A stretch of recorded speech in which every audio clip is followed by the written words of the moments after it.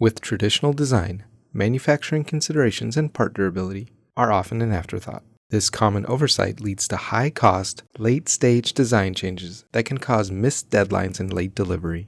Generative design, on the other hand, puts those constraints at the forefront. Users define material type, manufacturing method, and performance criteria, which are all used concurrently in synthesizing a wide array of solutions with cloud solving. With the results returned, the designer can explore with filters, plots, visualizations, and can even compare outputs side by side. From there, the determination is made with confidence thanks to the plethora of performance data of each solution. The exported solution is a sculptable, editable, watertight solid body with design history. This opens up downstream fine-tuning, additional simulation checks, and toolpath creation.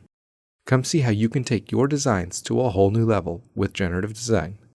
All this and more in Fusion 360.